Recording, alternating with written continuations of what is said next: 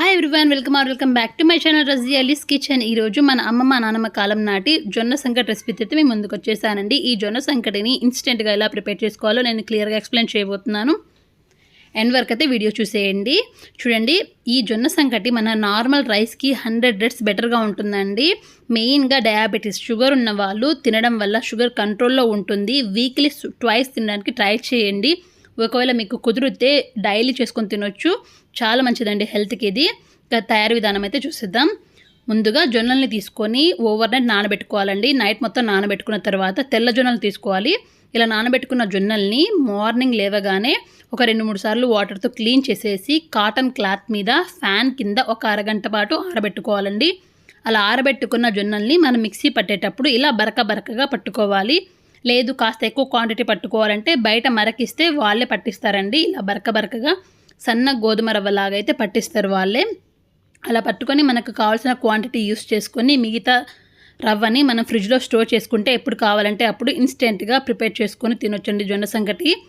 3rd year పిల్లల దగ్గర నుంచి 100 ఇయర్స్ ముసలి వాళ్ళ వరకు ఎవరైనా తినొచ్చండి. చాలా మంచిది హెల్త్కి. చూడండి, ఇలా రవ్వని పట్టుకున్న తర్వాత చాలామంది పొట్టుని చెరిగేస్తూ ఉంటారండి, పొట్టుని తీసేస్తూ ఉంటారు. అలా చేయకూడదండి. పొట్టుతోనే మనం ప్రిపేర్ చేసుకోవాలి. పొట్టుతో తింటేనే హెల్త్కి మంచిదండి. చూడండి, ఒక కప్పు రవ్వకి 4 కప్పుల వాటర్ అయితే వేసుకోవాలండి.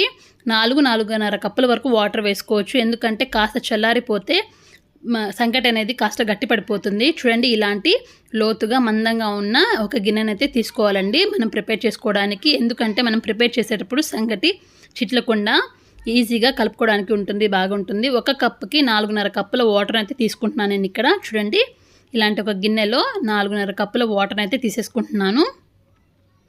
ఎంత మంచిదంటే హెల్త్కి చాలా బలంగా ఉంటుందండి. బోన్స్ అనేవి మనకు స్ట్రాంగ్గా తయారవుతాయి. ఈజీగా కూడా డైజెస్ట్ అవుతుందండి. టెన్షన్ ఏం పడాల్సిన అవసరం లేదు. చాలా ఈజీగా అయితే డైజెస్ట్ అవుతుంది ఫుడ్ అనేది.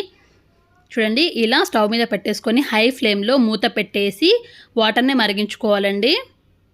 చూడండి, ఒక 5 నిమిషాలకి ఇలా వాటర్ అయితే బాగా మరుగుతున్నాయి కదా. ఇలా వాటర్ మరిగేటప్పుడు మనం ముందుగా మెజర్ చేసి పెట్టుకున్న ఇలా జొన్న రవ్వని కొద్దిగా వేసేసుకుంటూ చక్కగా కలుపుకోవాలండి. మనం ఉప్మాకి వేసుకుంటాం కదా రవ్వ, అలా వేసుకోవాలి. కొద్దిగా రవ్వ అయితే వేసేసుకుంటూ చక్కగా కలుపుకోవాలండి. ఉండలు కట్టేస్తుంది ఇది, కాబట్టి వెంటనే కలుపుకోవాలి. ఇలా కలుపుకుంటూ ఫ్లేమ్ని మీడియంలో అడ్జస్ట్ చేసేసుకొని ఇలా కలుపుకుంటూ ఉండాలి.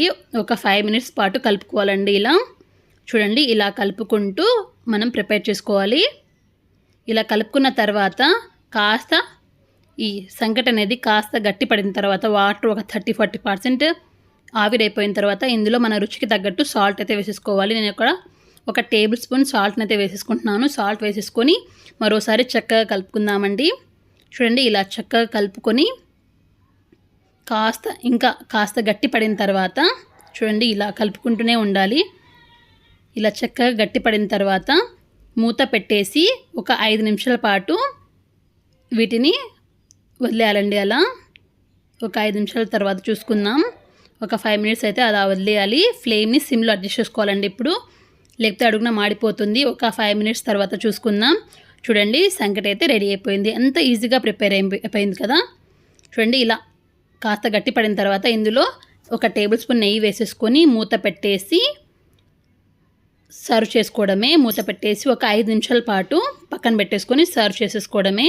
చూడండి, స్టవ్ అయితే ఆఫ్ చేసేసుకోవాలి. ఇప్పుడు ఇది కాస్త పలుచగా ఉన్నప్పుడే స్టవ్ ఆఫ్ చేసేసుకోవాలని, లేకపోతే ఇంకా గట్టి పడిపోతుంది. చూడండి, ఇలా ఒక 5 నిమిషాల తర్వాత సర్వ్ చేసేసుకొని రసం, పప్పు, సాంబార్, రోటి పచ్చళ్ళు ఏ కర్రీస్తో అయినా తినొచ్చండి. టేస్ట్ అయితే అదిరిపోతుంది.